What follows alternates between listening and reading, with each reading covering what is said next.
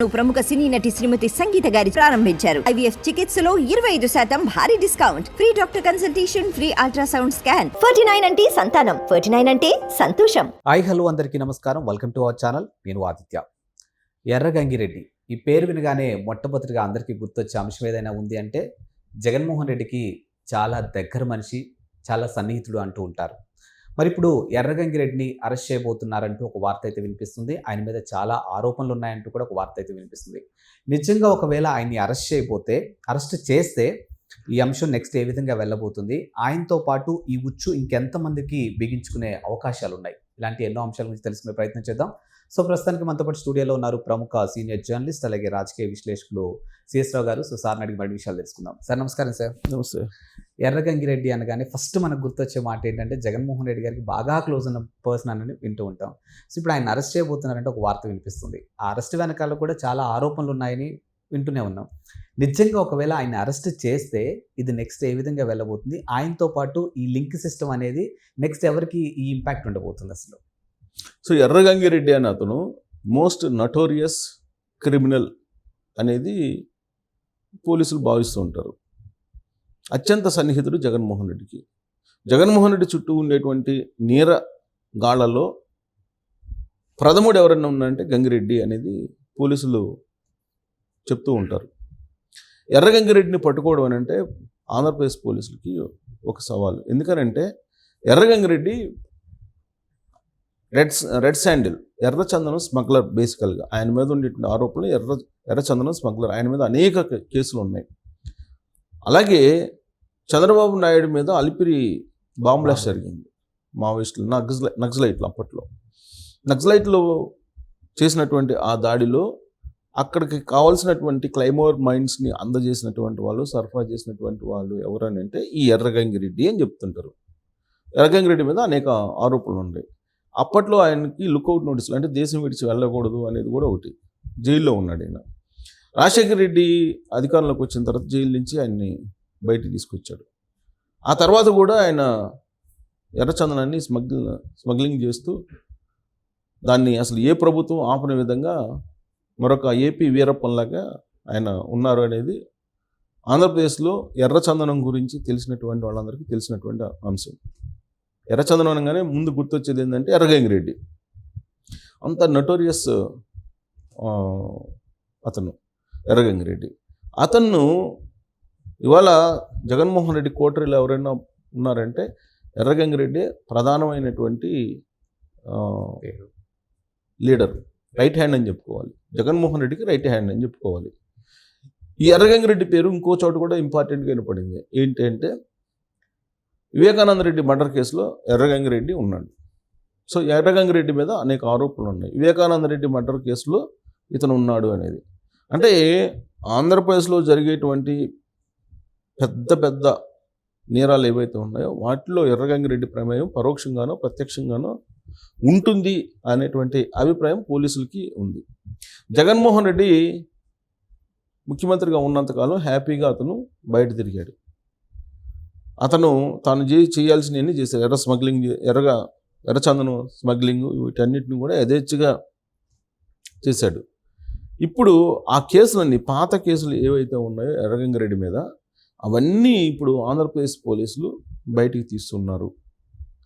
ఎర్రగంగిరెడ్డి చేసినటువంటి భూముల ఆక్రమణలు కానీ, ఎర్రగంగిరెడ్డి చేసినటువంటి హత్యలు కానీ, ఎర్రగంగిరెడ్డి చేసినటువంటి స్మగ్లింగ్ కానీ, వీటన్నిటికి సంబంధించినటువంటి వివరాలు బయటికి తీస్తున్నారు అనేది ఇప్పుడు వినిపిస్తుంది. నిజంగా ఎర్రగంగిరెడ్డి జోలికి ఆంధ్రప్రదేశ్ పోలీసులు వెళ్ళగలరా అంటే చంద్రబాబు నాయుడు కనుక సీరియస్గా తీసుకుంటే ఖచ్చితంగా ఎర్రగంగిరెడ్డిని అరెస్ట్ చేయాలి. ఆయన మీదనే బాంబ్ బ్లాస్ట్ చేయడానికి సహకరించినటువంటి నేరస్తుడు ఆయన ఎర్రగంగిరెడ్డి. జైలు జీవితం గడిపాడు, జైలు శిక్షలు కూడా అనుభవించాడు ఎర్రగంగిరెడ్డి. వివేకానంద రెడ్డి మర్డర్ కేసులో కీలకంగా ఉన్నాడు అనేది కూడా ఆయన మీద ఉన్నటువంటి ఆరోపణ. దాంట్లో నిందితుడిగా ఉన్నాడు. ఏ కేసుని ఇన్వెస్టిగేషన్ చేసినా కానీ ఎర్రగంగిరెడ్డి ఖచ్చితంగా జైల్లోకి వెళ్ళేటువంటి అవకాశం ఉంది. మళ్ళా జైలు జీవితం గడిపాడు, మళ్ళీ జైలుకి వెళ్ళేటువంటి అవకాశం ఉంది. అసలు అంత నటోరియస్ వ్యక్తిని ఎందుకు జగన్మోహన్ రెడ్డి వెనకేసుకొస్తున్నాడు? జగన్మోహన్ రెడ్డి ఎందుకు తన రైట్ హ్యాండ్గా అతన్ని పెట్టుకున్నాడు అని అంటే మొత్తం జగన్మోహన్ రెడ్డి మదిలో నుంచి వచ్చేటువంటి ఆలోచనలన్నింటినీ ఇంప్లిమెంట్ చేయాలంటే ఈ ఎర్రగంగిరెడ్డి అవసరము అనేది వైఎస్ఆర్ కాంగ్రెస్ పార్టీలో చర్చించుకుంటూ ఉంటారు. సో ఇప్పుడు ఆ ఎర్రగంగిరెడ్డి ఎక్కడున్నాడు అనే దాని మీద ఆంధ్రప్రదేశ్ పోలీసులు దృష్టి సారించారు. మరి యలహంక ప్యాలెస్లో ఉన్నాడా, జగన్మోహన్ రెడ్డి దగ్గర అసలు ఎక్కడున్నాడు అనే దాని మీద అన్వేషిస్తున్నారు ఆంధ్రప్రదేశ్ పోలీసులు. అతన్ని అరెస్ట్ చేస్తే కనుక అనేక అంశాలు బయటకు వచ్చేటువంటి అవకాశం ఉంది. ఎర్రచందనం స్మగ్లింగ్తో పాటు వివేకానంద రెడ్డి మర్డర్ కేసు ఇవన్నీ కూడా బయటకు వచ్చేటువంటి అవకాశం ఉంది.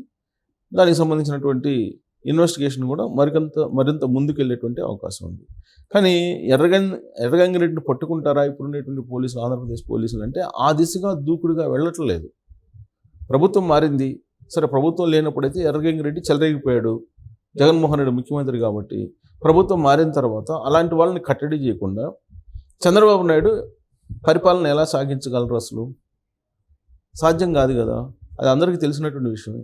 మరి ఆంధ్రప్రదేశ్ పోలీసులు ఎందుకు ఎర్రగంగిరెడ్డి వైపు తొంగి చూడట్లేదు? అటువైపు వెళ్ళి ఆయన అరెస్ట్ చేయాలంటే ఎందుకు భయపడుతున్నారు?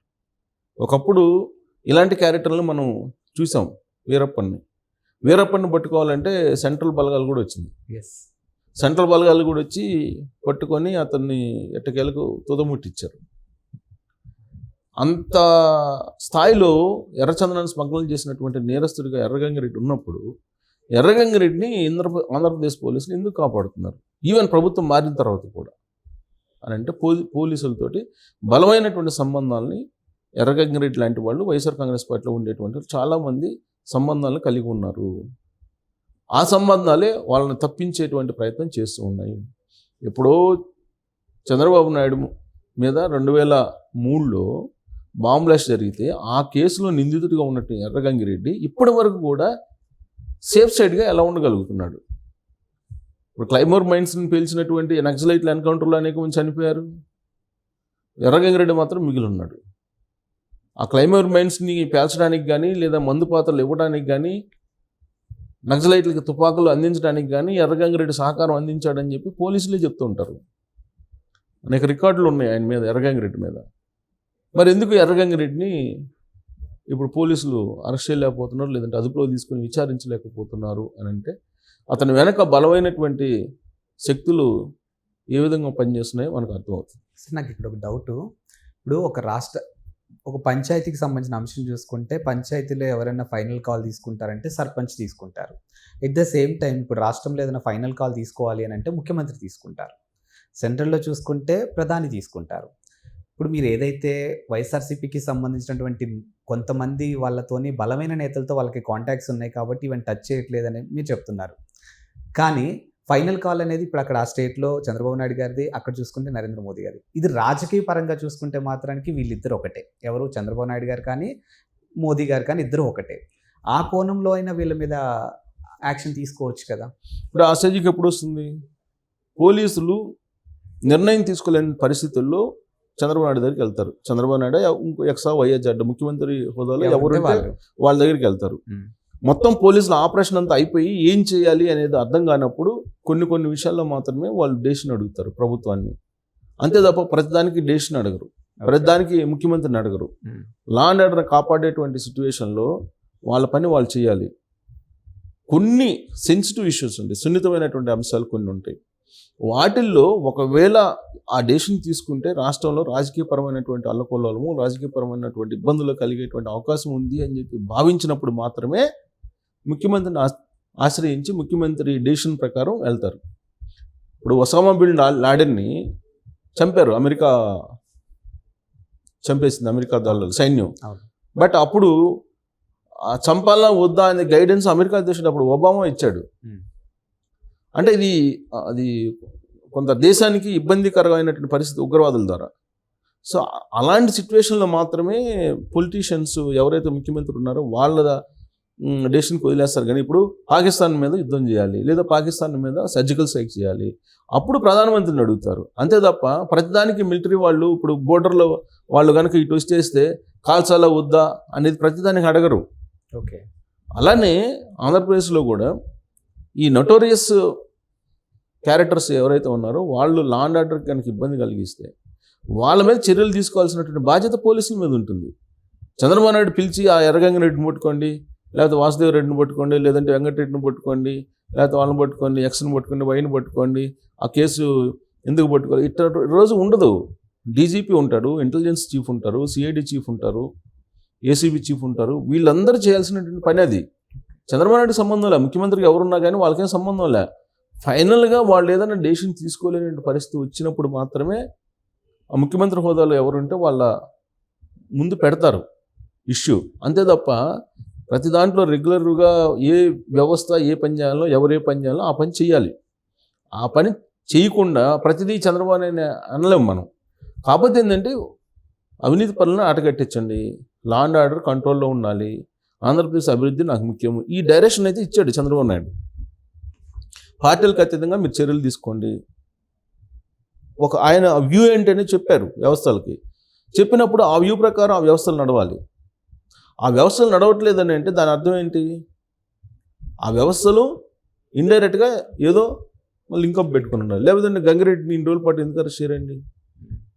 ఎర్రగంగిరెడ్డి గురించి ఆంధ్రప్రదేశ్లో సామాన్య పౌరులు ఎవరిని అడిగినా చెప్తారు. మరి ఎందుకు పోలీసులు ఎర్రగంగిరెడ్డి విషయంలో కూడా ఆచితూచి వ్యవహరిస్తున్నారు? ఎందుకు వెనకడుగు వేస్తున్నారు?